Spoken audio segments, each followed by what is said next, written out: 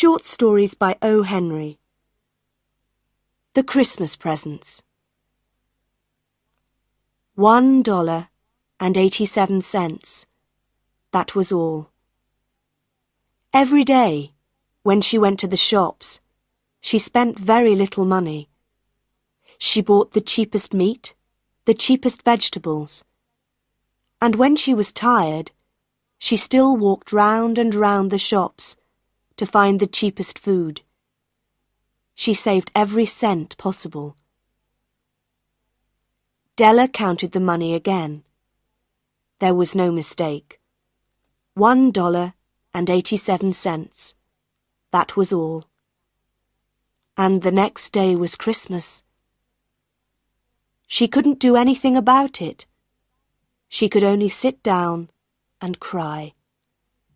So she sat there, in the poor little room, and she cried. Della lived in this poor little room in New York with her husband, James Dillingham Young. They also had a bedroom and a kitchen and a bathroom, all poor little rooms. James Dillingham Young was lucky because he had a job.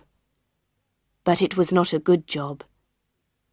These rooms took most of his money. Della tried to find work, but times were bad, and there was no work for her. But when Mr. James Dillingham Young came home to his rooms, Mrs. James Dillingham Young called him Jim and put her arms round him, and that was good. Della stopped crying, and she washed her face. She stood by the window and looked out at a grey cat on a grey wall in the grey road. Tomorrow was Christmas Day, and she had only $1.87 to buy Jim a Christmas present. Her Jim. She wanted very much to buy him something really fine, something to show how much she loved him.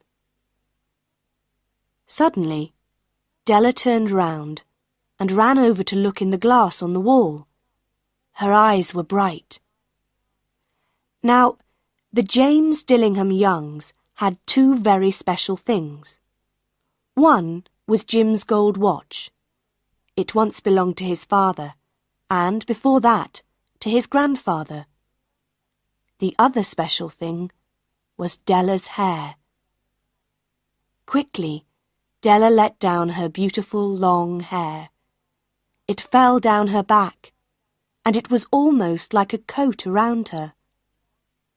Then she put her hair up again, quickly. For a second or two, she stood still and cried a little. Then she put on her old brown coat and her old brown hat, turned and left the room. She went downstairs and out into the road, and her eyes were bright. She walked along by the shops and stopped when she came to a door with Madame Eloise, hair, on it. Inside there was a fat woman. She did not look like an Eloise. "Will you buy my hair?" Della asked. "I buy hair," Madame replied. "Take your hat off, then, and show me your hair." The beautiful brown hair fell down. $20, Madame said, and she touched the hair with her hand. "Quick, cut it off. Give me the money," Della said. The next 2 hours went quickly. Della was happy because she was looking round the shops for Jim's present. At last she found it. It was a gold chain for the watch. Jim loved his watch, but it had no chain. When Della saw this gold chain, she knew immediately that it was right for Jim. She must have it. The shop took $21 from her for it, and she hurried home with the 87 cents. When she arrived there, she looked at her very short hair in the glass. "What can I do with it?" she thought. For the next half an hour, she was very busy. Then she looked again in the glass. Her hair was now in very small curls all over her head. "Oh dear, I look like a schoolgirl," she said to herself. "What's Jim going to say when he sees me?" At 7 o'clock, the dinner was nearly ready, and Della was waiting. "Oh, I hope he thinks that I'm still beautiful," she thought. The door opened, and Jim came in and closed it. He looked very thin, and he needed a new coat. His eyes were on Della. She could not understand the look on his face, and she was afraid. He was not angry or surprised. He just watched her, with that strange look on his face. Della ran to him. "Jim," she cried, "don't look at me like that. I sold my hair because I wanted to give you a present. It will soon be long again. I had to do it, Jim. Say Happy Christmas, please. I have a wonderful present for you." "You've cut off your hair?" asked Jim. "Yes, I cut it off and sold it," Della said. "But don't you love me any more, Jim? I'm still me." Jim looked round the room. "You say your hair has gone?" he said, almost stupidly. "Yes, I told you, because I love you. Shall I get the dinner now, Jim?" Suddenly, Jim put his arms round his Della. Then he took something from his pocket and put it on the table. "I love you, Della," he said. "It doesn't matter if your hair is short or long, but if you open that, you'll see why I was unhappy at first." Excited, Della pulled off the paper. Then she gave a little scream of happiness. But a second later, there were cries of unhappiness. Because there were the combs for her beautiful hair. When she first saw these combs in the shop window, she wanted them. They were beautiful combs, expensive combs, and now they were her combs. But she no longer had her hair. Della picked them up and held them. Her eyes were full of love. "But my hair will soon be long again, Jim." And then Della remembered.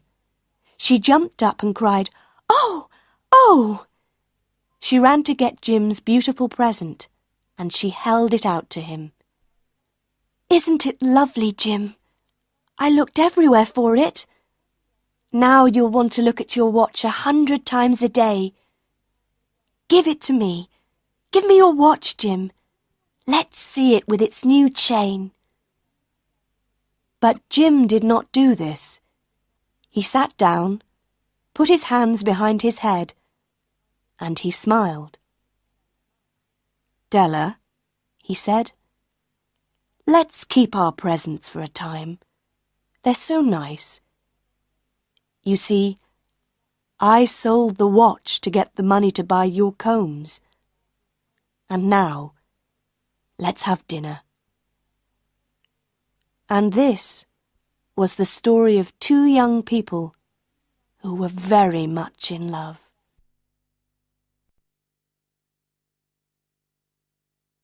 Soapy's Choice. Soapy sat on a seat in Madison Square, New York, and looked up at the sky. A dead leaf fell onto his arm. Winter was coming, and Soapy knew that he must make his plans. He moved unhappily on his seat. He wanted 3 months in a nice, warm prison, with food and good friends. This was how he usually spent his winters. And now it was time, because, at night, on his seat in the square, 3 newspapers did not keep out the cold. So Soapy decided to go to prison, and at once began to try his first plan. It was usually easy. He ate dinner in an expensive restaurant. Then he told them he had no money, and they called a policeman. Nice and easy, with no trouble. So Soapy left his seat and walked slowly along the street. Soon he came to a bright restaurant on Broadway. Ah, this was all right. He just had to get to a table in the restaurant and sit down. That was all, because when he sat down, people could only see his coat and his shirt, which were not very old. Nobody could see his trousers. He thought about the meal. Not too expensive, but good. But when Soapy went into the restaurant, the waiter saw Soapy's dirty old trousers and terrible shoes. Strong hands turned him round and helped him out into the street again. So now he had to think of something different. Soapy walked away from Broadway, and soon he found himself on 6th Avenue. He stopped in front of a shop window and looked at it. It was nice and bright, and everybody in the street could see him. Slowly and carefully, he picked up a stone and threw it at the window. The glass broke with a loud noise. People ran round the corner, and Soapy was happy, because the man in front was a policeman. Soapy did not move. He stood there with his hands in his pockets, and he smiled. "I'll soon be in prison now," he thought. The policeman came up to Soapy. "Who did that?" he asked. "Perhaps I did," Soapy replied. But the policeman knew that people who break windows do not stop to talk to policemen. They run away. And just then, the policeman saw another man who was running to catch a bus. So the policeman ran after him. Soapy watched for a minute. Then he walked away. No luck again.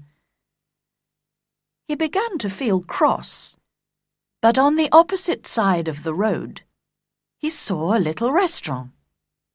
Ah, that'll be all right, he thought, and he went in. This time, nobody looked at his trousers and his shoes.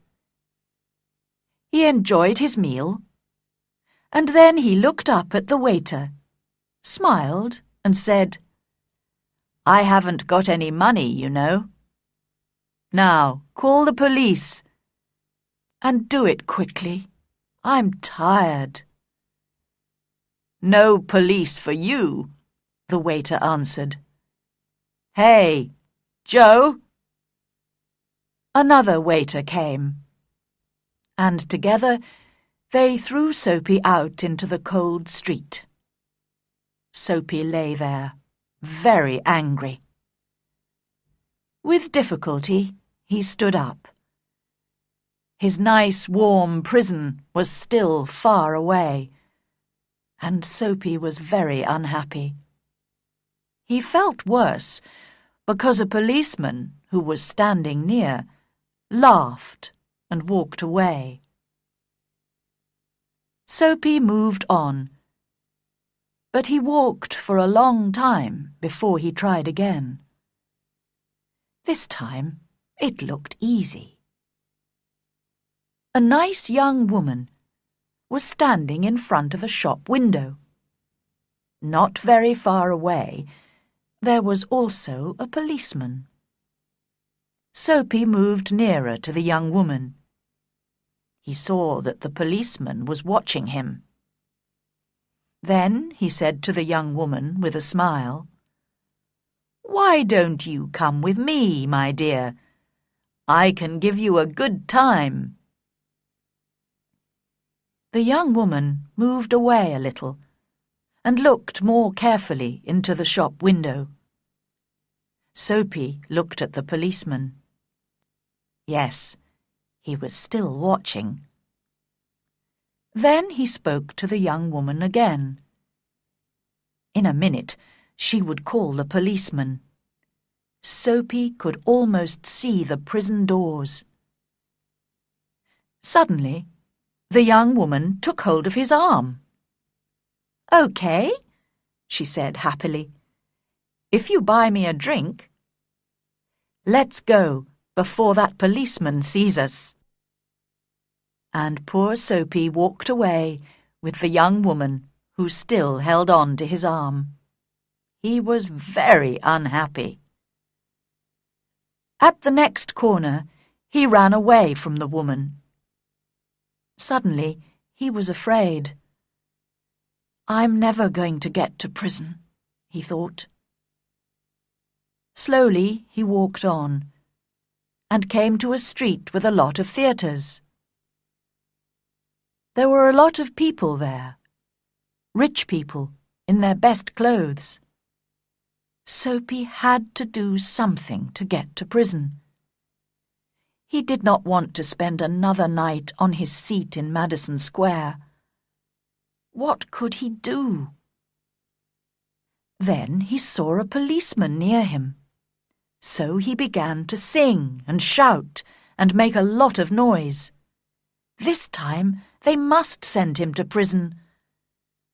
But the policeman turned his back to Soapy and said to a man who was standing near, "He's had too much to drink, but he's not dangerous. We'll leave him alone tonight." What was the matter with the police? Soapy was really unhappy now. But he stopped making a noise. How could he get to prison? The wind was cold, and he pulled his thin coat around him. But just then, inside a shop, he saw a man with an expensive umbrella. The man put his umbrella down near the door and took out a cigarette. Soapy went into the shop, picked up the umbrella, and slowly he began to walk away. The man came quickly after him. "That's my umbrella," he said. "Oh, is it?" Soapy replied. "Then why don't you call a policeman? I took it, and you say it's your umbrella. Go on then. Call a policeman. Look, there's one on the corner." The umbrella man looked unhappy. "Well, you know, perhaps I've made a mistake. I took it from a restaurant this morning. If it's yours, well, I'm very sorry." "Of course it's my umbrella," Soapy said. The policeman looked at them, and the umbrella man walked away. The policeman went to help a beautiful young girl to cross the road. Soapy was really angry now. He threw the umbrella away and said many bad things about policemen. Just because he wanted to go to prison, they did not want to send him there. He could do nothing wrong. He began to walk back to Madison Square and home, his seat. But on a quiet corner, Soapy suddenly stopped. Here, in the middle of the city, was a beautiful old church. Through one purple window, he could see a soft light, and sweet music was coming from inside the church. The moon was high in the sky, and everything was quiet. For a few seconds, it was like a country church, and Soapy remembered other, happier days. He thought of the days when he had a mother, and friends, and beautiful things in his life. Then he thought about his life now, the empty days, the dead plans. And then a wonderful thing happened. Soapy decided to change his life and be a new man. Tomorrow, he said to himself, I'll go into town and find work. My life will be good again. I'll be somebody important. Everything will be different. Soapy felt a hand on his arm. He jumped and looked round quickly into the face of a policeman. "What are you doing here?" asked the policeman. "Nothing," Soapy answered. "Then come with me," the policeman said. 3 months in prison, they told Soapy the next day.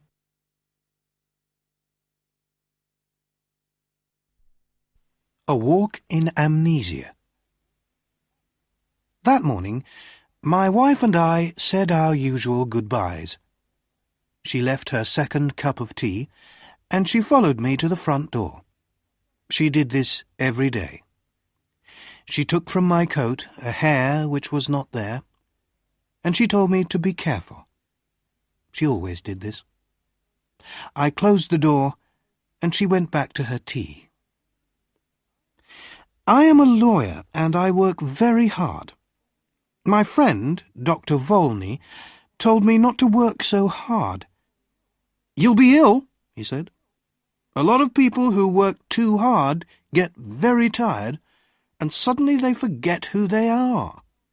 They can't remember anything. It's called amnesia. You need a change and a rest." "But I do rest," I replied. "On Thursday nights, my wife and I play a game of cards, and on Sundays she reads me her weekly letter from her mother."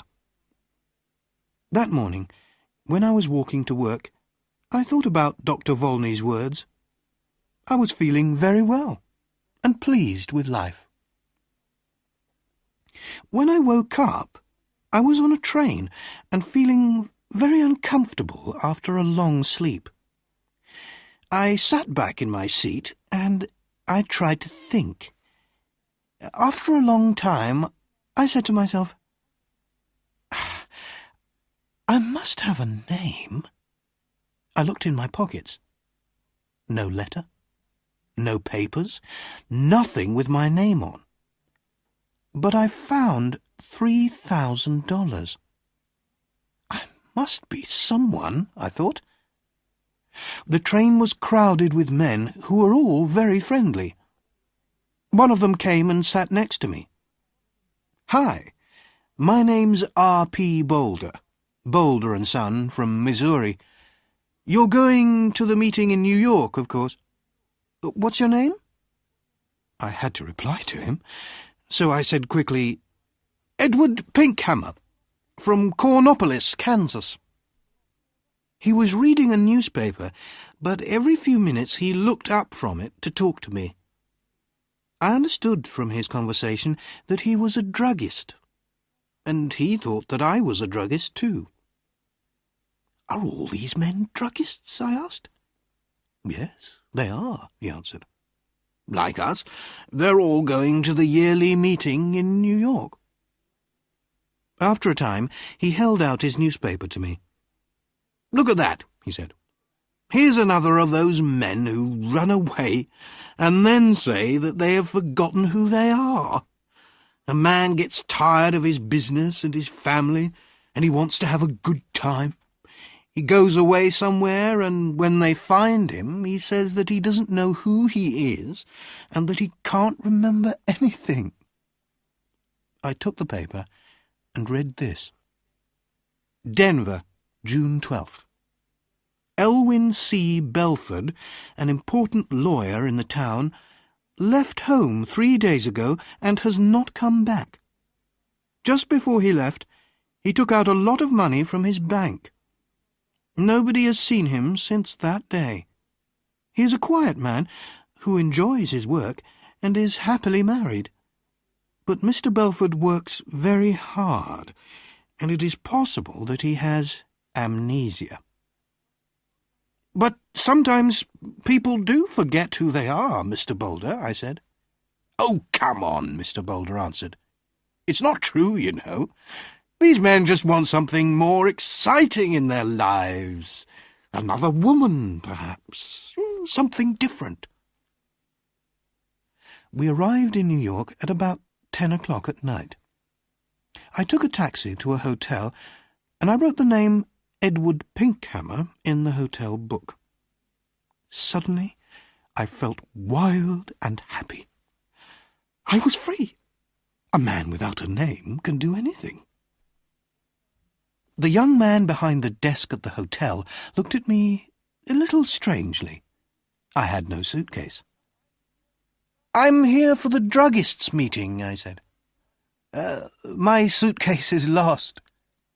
I took out some money and gave it to him. The next day I bought a suitcase and some clothes, and I began to live the life of Edward Pinkhammer. I didn't try to remember who or what I was. The next few days in Manhattan were wonderful. The theatres, the gardens, the music, the restaurants, the nightlife, the beautiful girls. And during this time, I learned something very important. If you want to be happy, you must be free. Sometimes I went to quiet, expensive restaurants with soft music. Sometimes I went on the river in boats full of noisy young men and their girlfriends. And then there was Broadway with its theatres and bright lights.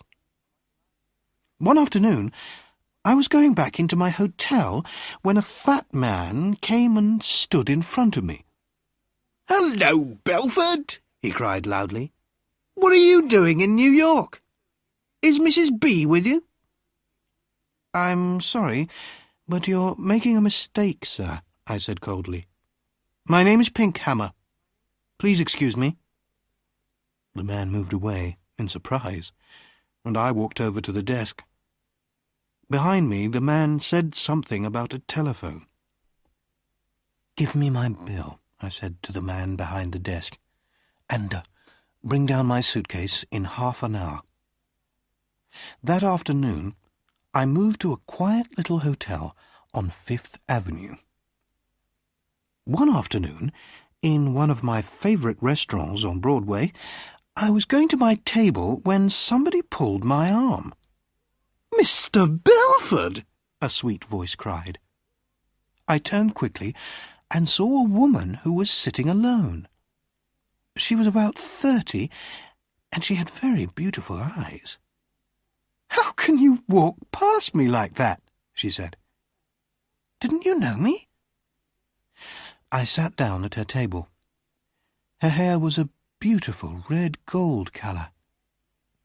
"Are you sure you know me?" I asked. "No," she smiled. "I never really knew you." Well, my name is Edward Pinkhammer, I said, and I'm from Kansas. So you haven't brought Mrs. Belford with you, then, she said, and she laughed. You haven't changed much in 15 years, Elwyn. Her wonderful eyes looked carefully at my face. No, she said quietly. You haven't forgotten. I told you that you could never forget. I'm sorry, I answered, but that's the trouble. I have forgotten. I've forgotten everything. She laughed. Did you know that I married 6 months after you did? It was in all the newspapers. She was silent for a minute. Then she looked up at me again.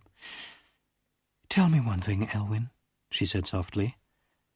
Since that night, 15 years ago, can you touch, smell, or look at white roses and not think of me? I can only say that I don't remember any of this, I said carefully. I'm very sorry. I tried to look away from her.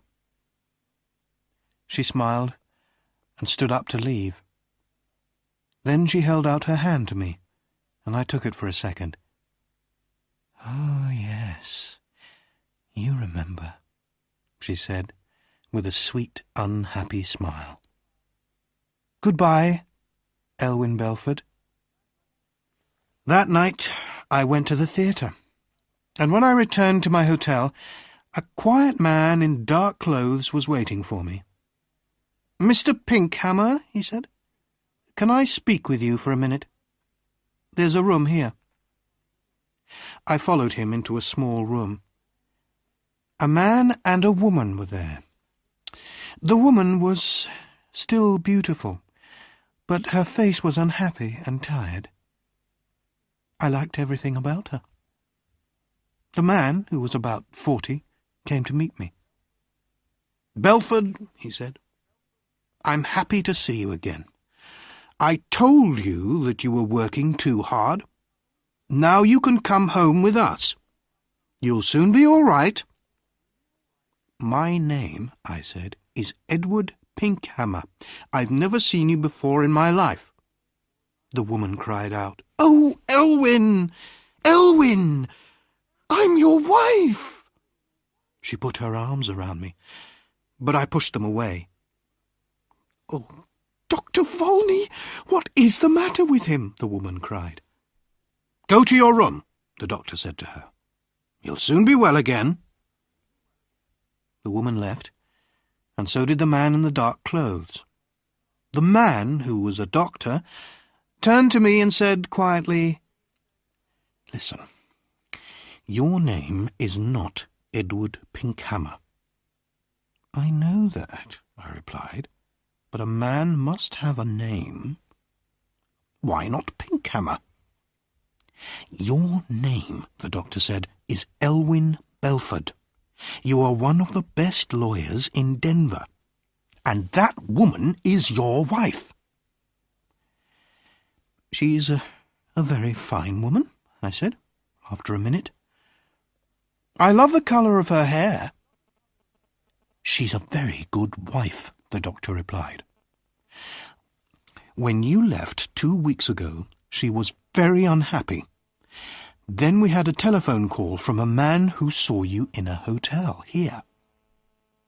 I think I remember him, I said. He called me Belford. Excuse me, but who are you? I'm Bobby Volney. I've been your friend for 20 years and your doctor for 15 years. Elwyn, try to remember. You say you're a doctor, I said. How can I get better? Does amnesia go slowly or suddenly? Sometimes slowly, sometimes suddenly. Will you help me, Dr. Volney? I asked. Old friend, he said. I'll do everything possible. Very well. And if you're my doctor, you can't tell anybody what I say. Of course not, Dr. Volney answered.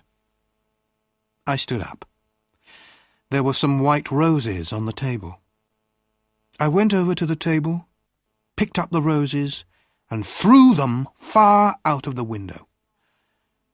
Then I sat down again. "I think it will be best, Bobby," I said, "to get better suddenly.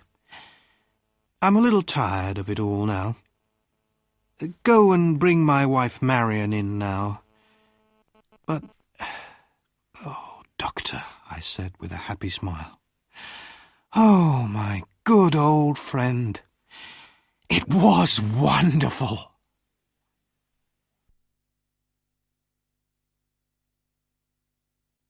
Tildy's moment. Bogle's Family Restaurant on 8th Avenue is not a famous place, but if you need a large, cheap meal, then Bogle's is the place for you. There are 12 tables in the room, 6 on each side. Bogle himself sits at the desk by the door and takes the money. There are also 2 waitresses and a voice. The voice comes from the kitchen. At the time of my story, one of the waitresses was called Aileen. She was tall, beautiful, and full of life. The name of the other waitress was Tildy. She was small, fat, and was not beautiful. Most of the people who came to eat at Bogle's were men, and they loved the beautiful Aileen. They were happy to wait a long time for their meals because they could look at her. Aileen knew how to hold a conversation with 12 people and work hard at the same time. And all the men wanted to take Aileen dancing or give her presents. One gave her a gold ring, and one gave her a little dog. And poor Tildy? In the busy, noisy restaurant, men's eyes did not follow Tildy. Nobody laughed and talked with her. Nobody asked her to go dancing, and nobody gave her presents. She was a good waitress, but when she stood by the tables, the men looked round her to see Aileen. But Tildy was happy to work with no thanks. She was happy to see the men with Aileen. She was happy to know that the men loved Aileen. She was Aileen's friend. But deep inside, she too wanted a man to love her. Tildy listened to all Aileen's stories. One day, Aileen came in with a black eye. A man hit her because she did not want to kiss him. How wonderful to have a black eye for love, Tildy thought. One of the men who came to Bogle's was a young man called Mr. Cedars. He was a small, thin man, and he worked in an office. He knew that Aileen was not interested in him, so he sat at one of Tildy's tables, said nothing, and ate his fish. One day, when Mr. Cedars came in for his meal, he drank too much beer. He finished his fish, got up, put his arm round Tildy, kissed her loudly, and walked out of the restaurant. For a few seconds, Tildy just stood there. Then Aileen said to her, "Why, Tildy, you bad girl. I must watch you. I don't want to lose my men to you."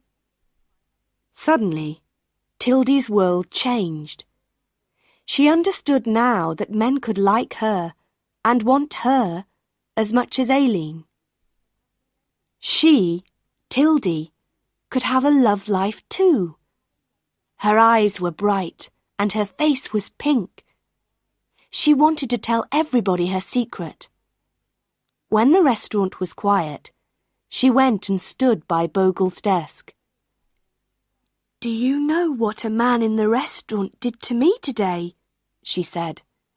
"He put his arm round me and he kissed me." "Really?" Bogle answered. This was good for business. "Next week you'll get $1 a week more." And when, in the evening, the restaurant was busy again, Tildy put down the food on the tables and said quietly, "Do you know what a man in the restaurant did to me today? He put his arm round me and kissed me." Some of the men in the restaurant were surprised. Some of them said, "Well done."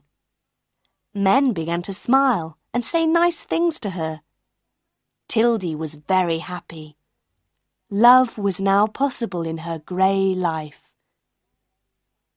For 2 days, Mr. Cedars did not come again, and in that time, Tildy was a different woman.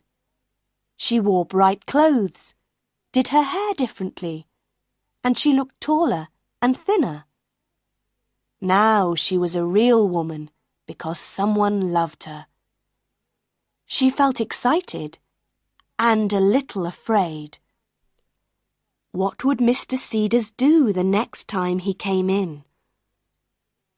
At 4 o'clock in the afternoon of the 3rd day, Mr. Cedars came in. There were no people at the tables, and Aileen and Tildy were working at the back of the restaurant. Mr. Cedars walked up to them. Tildy looked at him, and she could not speak. Mr. Cedars' face was very red, and he looked uncomfortable.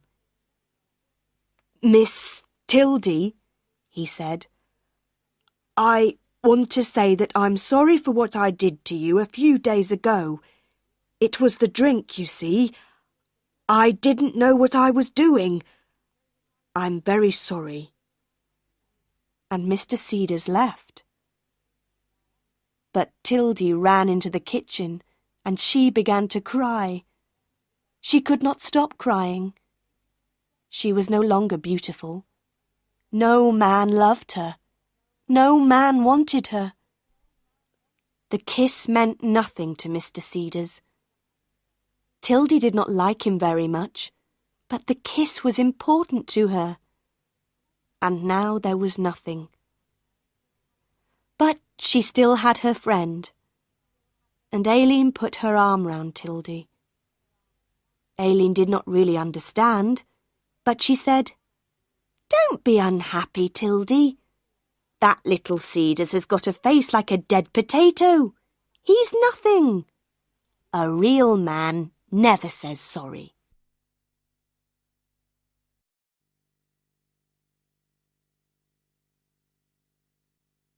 The Memento. The window of Miss Darmon's room looked out onto Broadway and its theatres. But Lynette Darmond turned her chair round and sat with her back to Broadway. She was an actress and needed the Broadway theatres. But Broadway did not need her. She was staying in the Hotel Thalia. Actors go there to rest for the summer, and then try to get work for the autumn, when the little theatres open again. Miss Darmon's room in this hotel was a small one, but in it there were many mementos of her days in the theatre, and there were also pictures of some of her best friends.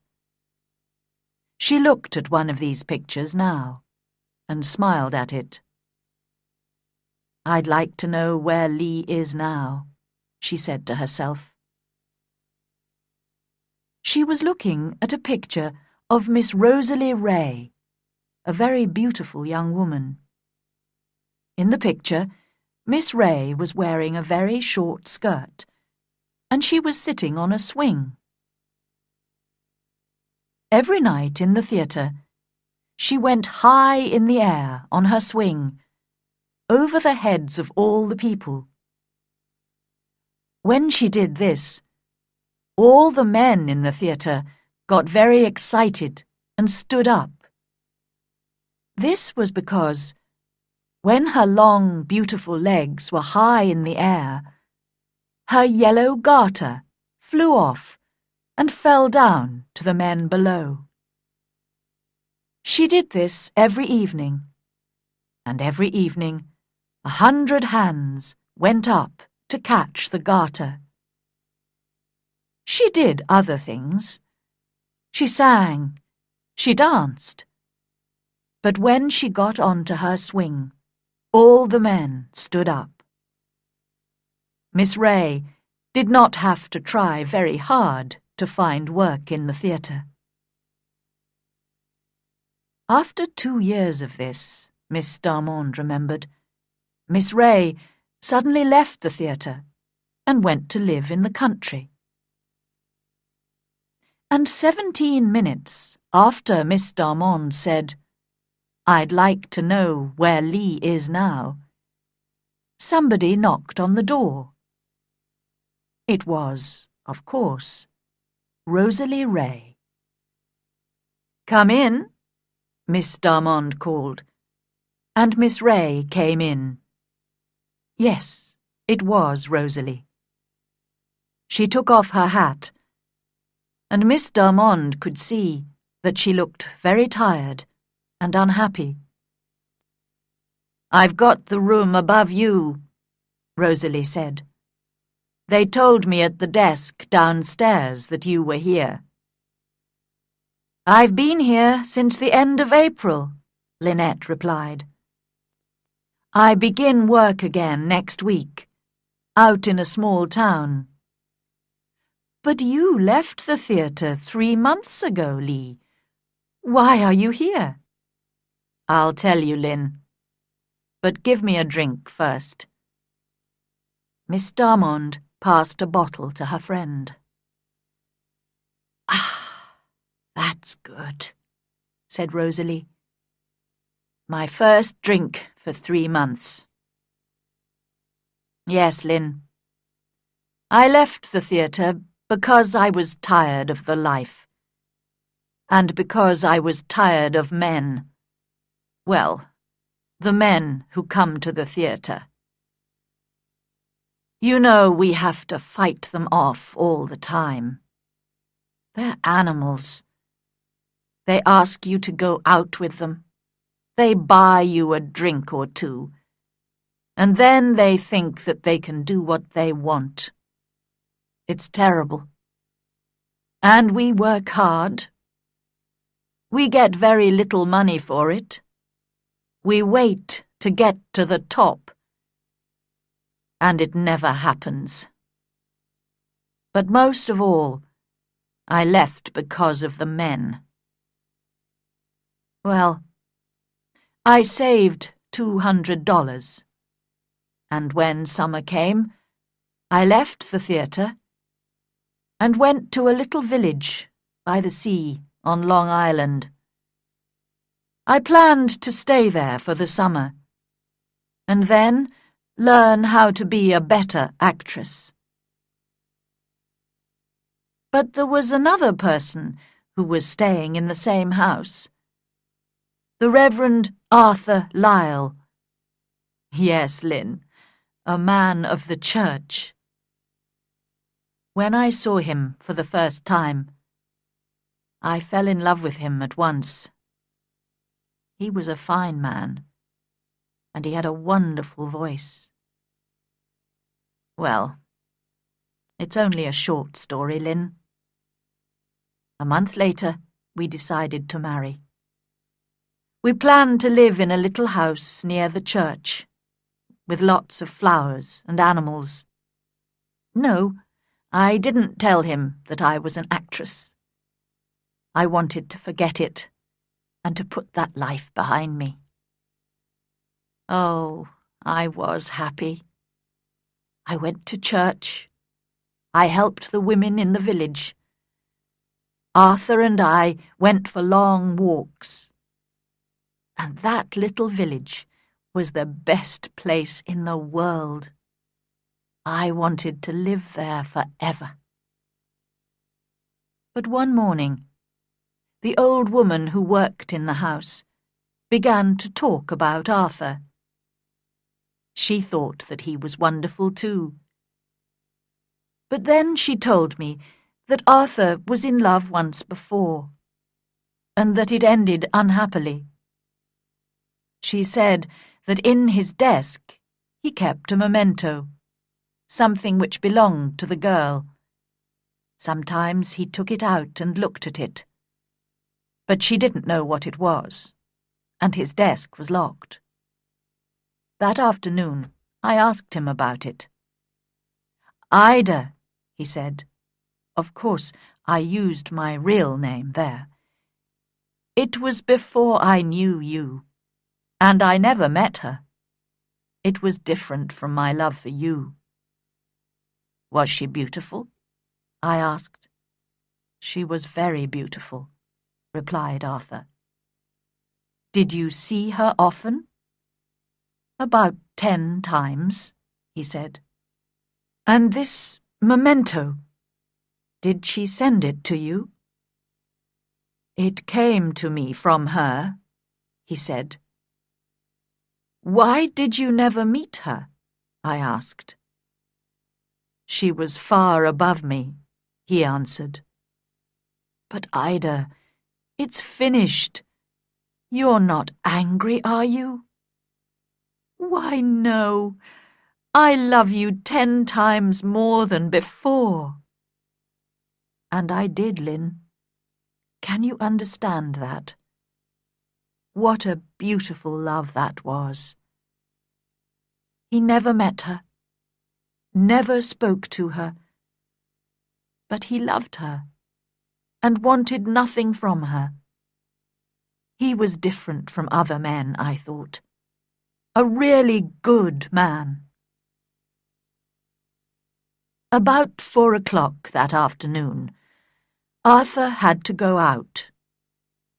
The door of his room was open. His desk was unlocked, and I decided to look at this memento.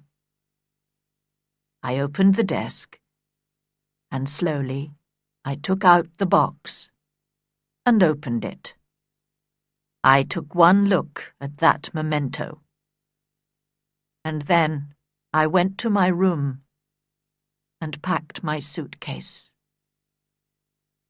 My wonderful Arthur, this really good man, was no different from all the other men.